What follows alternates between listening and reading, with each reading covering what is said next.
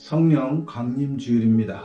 오늘 말씀은 요한복음 15장 26절, 27절 그리고 16장 말씀인데, 일단 마태복음 15장 26절에서 27절 말씀을 먼저 보면, 내가 아버지께 청하여 너희에게 보낼 협조자 곧 아버지께로부터 나오시는 진리의 성령이 오시면 그분이 나를 증언할 것이다.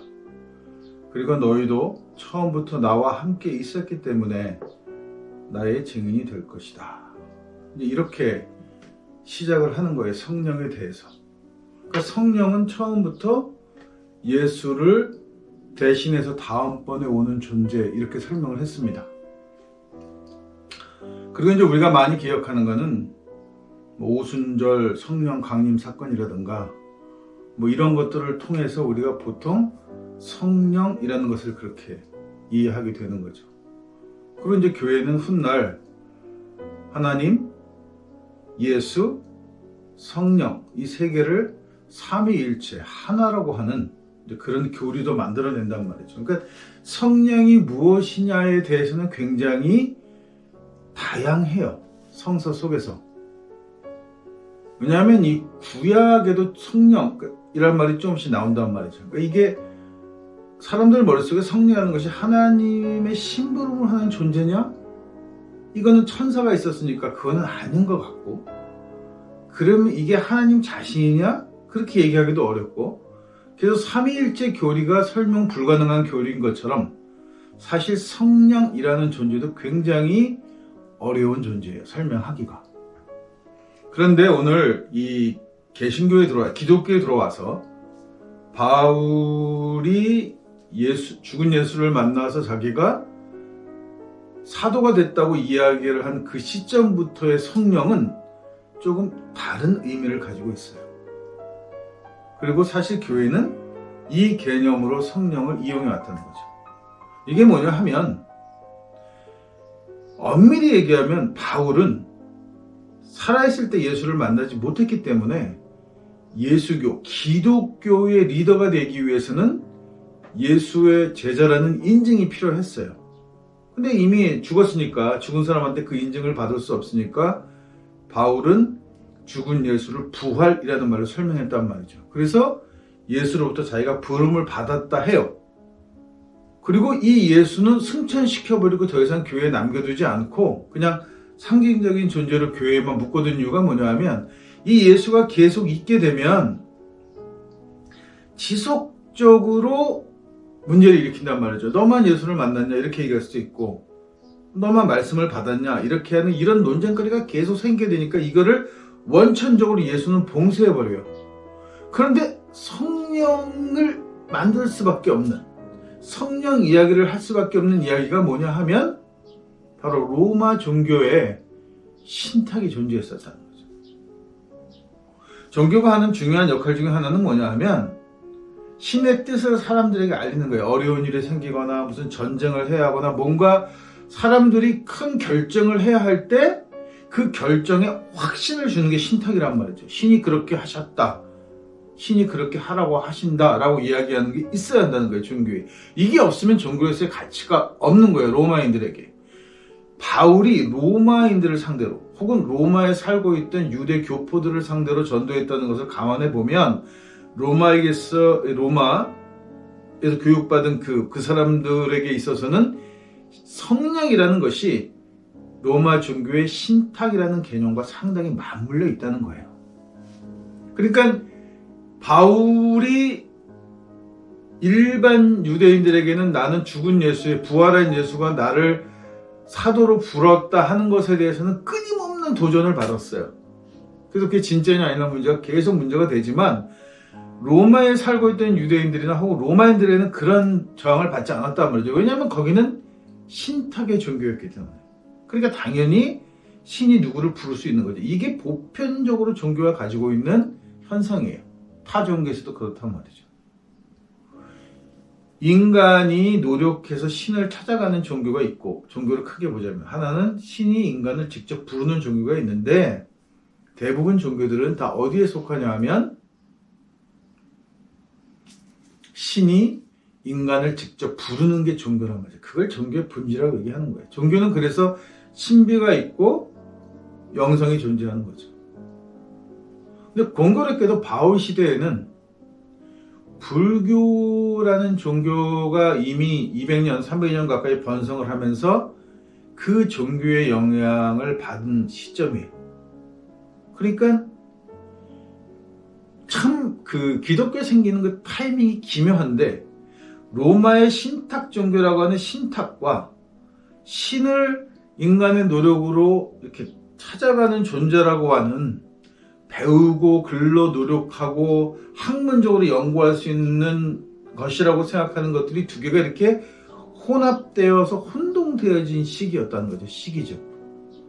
그러니까 이 두 가지를 잘 이용했어요, 바울 패거리들은. 그래서 기독교가 만들어질 때 이 두 가지가 섞이게 됩니다. 그리고 사실상 성령이라고 부를 만한 현상은 기독교에서 일어나지 않았다는 말이죠. 신적인 뭔가 이 영적인 신비들은 일어나지 않아요.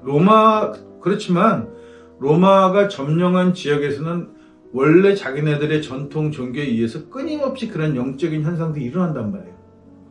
이 일어나는 현상들을 카톨릭은 그래도 지혜롭게 이거를 마리아 신앙이나 혹은 뭐 수호 성인이라든가 수호 성제라든가 이런 걸로 그냥 이렇게 뭉뚱그리 흡수를 해요. 왜냐하면 이 신비가 없으면 종교가 아니기 때문에. 종교가 학문적으로 연구하고 수도 생활을 하면서 이렇게 가는 종교보다는 여전히 서구의 스타일이라는 건, 종교는 신탁하는 종교였기 때문에 이걸 버릴 수 없는 거예요. 그러니까 그렇게 가면서 서서히 이 종교의 신탁성은 마리아와 혹은 수호 성인으로 이렇게 묶어지면서 이게 소멸되기 시작하죠. 왜냐하면 이 종교 자체가 원래 그게 없으니까. 그러면서 이 종교가, 기독교가 학문적으로 연구하고 신학적인 교리를, 토라를 연구하는 종교로 바뀌어가는 거예요. 이렇게. 그러니까 이 유대교적 전통이 기독교가 쉽게 흡수하고 이거를 끝까지 버리지 않고 붙들고 있다가 결국은 이렇게 성서라고 하는 책을 기반으로 하는 종교로 돌아가기 위해서는 유대교를 버리지 못하는 거예요. 왜냐하면 그걸 버리고 나면 신탁의 종교가 돼야 되는데, 기독교가 얘기하는 야훼나 예수를 가지고는 신탁이 이루어지지 않기 때문이죠. 원칙적으로 신탁이 불가능하기 때문입니다. 그러니까 서구는 그런 문제를 안고 다행히 국교가 되고 법이 되고 황제의 절대적인 보호를 받으면서, 그리고 정치 체제가 되면서 결국은 이 종교가 그 후로는 신탁의 유무에 관계없이 그냥 기존 세력이 돼서 이제까지 버텨온 거란 말이죠. 근데 이 종교가 언제 또다시 문제가 되느냐 하면, 물론 그 중간에 사소하게 그런 영성의 문제가 생길 때마다 그냥 뭐 수도원 하나 만들어주고, 그러니까 제일 만만한 방법이 수도원 같은 거 하나 만들어서 그런 주장하는 그 수사나 성직자를 그냥 거기다 가둬두는 거예요. 그냥 거기서 그렇게 하라는 거죠. 그렇게 가둬진 게 프란체스코란 말이죠. 아시시에. 자연신학과 이런 것을 얘기했더니 감당을 못하니까 그냥 아시시에 수도원 하나 만들고 거기 처박히게 하고, 그리고는 그냥 슬그머니 다른 데에 그런 생각이 많이 전파되지 못하도록 이렇게 봉쇄하는 방법을 썼단 말이죠. 가톨릭은. 그런 식으로 유지를 해왔어요. 근데 이게 제국주의 시대가 도래하고 식민지가 되고 이게 제3세계 그리고 아시아권 우리나라에 들어오면서 얘기가 달라지게 됩니다.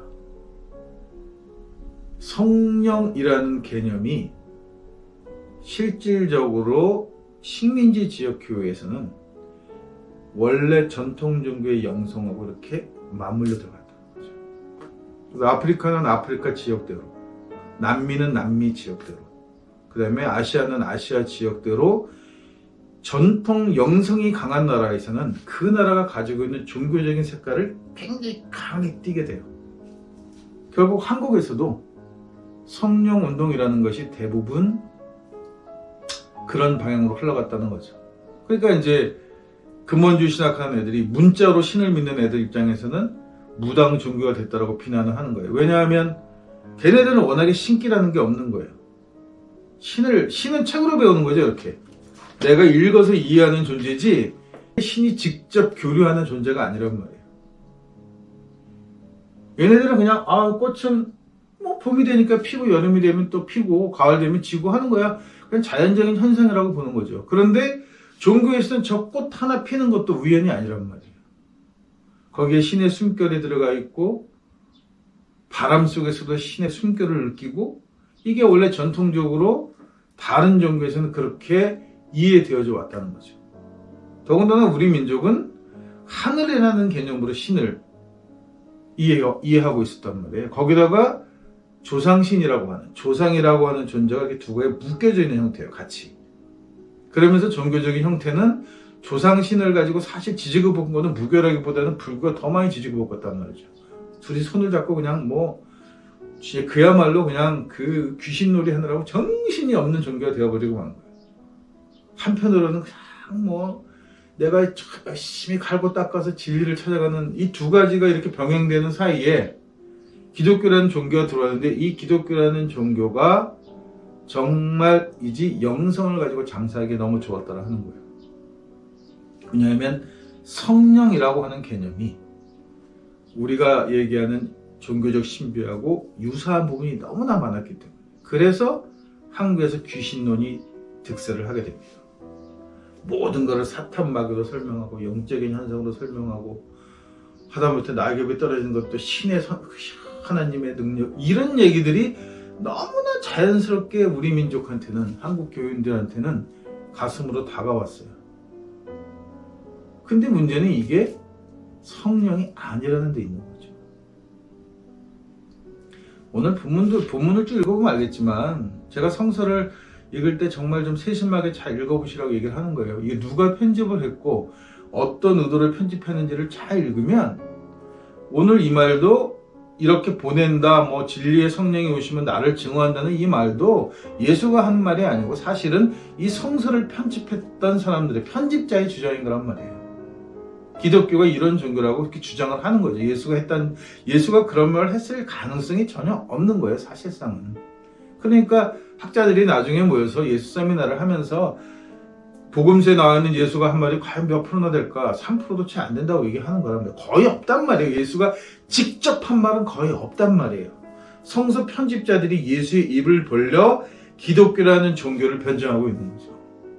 그러니까 오늘 그 성령의 이야기는 당시 이미 로마의 국교화 되어가고 로마 종교에 흡수되면서 신탁 종교가 만연했던 그 문화에서 신탁이 꼭 필요했기 때문에 만들어진 개념, 신탁을 대신할 수 있는 개념으로 만들어진 게 성령이란 말이죠. 그러니까 서부 기독교의 문제는 성령이 만들어진 개념이에요. 자기네들이 없는 신탁을 설명해야 하니까. 반면에 우리 종교에 들어와서 우리 종교에서 신기라는 건 만들어낸 게 아니에요. 이거는 신의 입장에서 인간을 이렇게 접촉하는 과정에서 생기는 어떤 신비한 영적인 기운 같은 거란 말이에요. 그러니까 이거하고 이 두 가지가 완전히 다른 문제인데 이 다른 것들이 한국에 들어와서 이게 성령이 신기와 성령이 이렇게 합쳐지면서 둘이 뭉술이하게 되면서 능력 있는 종이라는 엉뚱한 소리를 하게 되는 거죠. 사실 성서적으로 보면 능력 있는 종이라는 건 존재하지 않아요. 왜냐하면 기독교는 철저하게 그냥 앵무새예요. 성령이 시키는 대로 이야기하는 거죠. 자기가 얘기하는 게 아니란 말이에요. 성령이 시키는 대로 이야기하고 성령의 뜻을 따라가고 예수가 이렇게 하면 이렇게 하고 성령이 이렇게 하면 이렇게 하는 이 종교란 말이에요. 원래 이 종교 자체가 자기네들도 그렇다고 얘기도 해요. 그런데 사실 알고 보면 전혀 그렇지 않죠. 자기 멋대로 하는 거예요. 자기 멋대로 하면서 거기에 성령을 가져다 붙이는 거예요. 왜냐하면 초창기부터 기독교라는 종교가 바울이 만들어서 전파할 때부터 이 종교에는 그거를 그렇게 이용했단 말이에요. 신의 음성을 듣는 게 아니에요. 내 얘기를 신의 음성으로 이야기하는 거지. 이게 전적으로 다른 거예요. 이게 신기와 성령의 차이점이 뭐냐면 성령이라는 것은 내가 성령께서 이야기하신다는 그 의미는 진짜 뭐냐 하면 내가 하고 싶은 얘기인데 이 얘기를 신이 이야기하는 것처럼 예수가 이야기한 것처럼 하나님의 뜻인 것처럼 이야기하는데 쓰여지는 수단이 성령인 것이고 신기라는 것은 신이 인간한테 뭔가 하고 싶은 이야기가 있어서 내가 어떤 사람을 선택해서 이 사람의 입을 통해 내 이야기를 전하는 게 신기란 말이에요. 듣는 사람 입장에서는 같은 거죠. 사람 입을 통해 나오는 거니까. 그렇지만 주체가 완전히 다른 문제란 말이에요. 그러니까 한국에서 성령 충만하겠다는 것은 참 그게 뭐랄까 그 가상현실 같은 거예요. 불가능한 얘기입니다. 가당치 않은 거죠. 그러니까 우리가 성령이라는 것을 어떻게 받아들여야 될 것이냐. 내가 한국 교인으로 살아가면서 기독교인으로 살면서 성령이 무엇이라고 할 것이냐. 그러니까 얘네들이 요 근저에 들어와서 젊은 애들 중심으로 뭐냐면 성령을 아예 무시해버리는 거예요. 그런 거 없다는 거야. 기독교에는 영성이 존재하지 않습니다. 굉장히 이성적인 종교인 척해요. 마치 이 종교가 이 책을 읽으면 다 알 수 있는 종교인 것처럼 얘기한다는 거예요. 종교가 어떻게 책으로 다 알 수 있어요, 신을. 그냥 그러면 이게 무슨 학문인 거지 그냥. 이미 학문화 되어 가는 거예요. 그게 당연하다고 이야기해요. 종교가 합리적이고 이성적이라. 어떻게 종교가 합리적이고 이성적일 수 있어요? 종교는 합리적이지도 않고 이성적이지도 않은 것을 어떻게 사람들의 삶에서 잘 설명할 수 있느냐를 고민해야 되는 게 종교란 말이죠. 종교가 그걸 다 포기해버리고 합리적으로 이성적으로 가는가? 이게 안 되는 거죠. 그게 딱 두 종류가 남은 거예요. 하나는 은사주의로 흘러가면서 모든 것이 자기 얘기를 하면서 신의 뜻이고 성령에 사로잡혔다고 하는 헛수작을 하던가, 그렇지 않으면 그런 거 아무것도 필요 없어. 여기 되어 있는 이 성경 규율에 있는 거를 그대로만 읽으면 돼 라고 하던가. 이 두 가지 양극화되어 버린 거예요. 두 가지 문제면 둘 다 양쪽 다 신은 존재하지 않는다는 거죠. 그래서 저는 성령 강림 주간에 제가 꼭 교인들에게, 거기 토착신앙을 관심 있는 분들에게 하고 싶은 얘기가 있어요. 솔직해져야 된다는 겁니다. 한국교회가. 한국 교인들은 솔직해져야 돼요. 내가 갖고 있는 종교적인 심성, 이 영성들이 어디에 근거하고 무엇이었는가에 대해서 정직하게 이야기할 때가 되는 거예요. 그 이야기를 하지 않고 계속해서 이 기독교가 만들어놓은 성령이라는 개념으로 얼버무리면 이거는 그냥 개도 못 먹는 죽이 돼버리고 만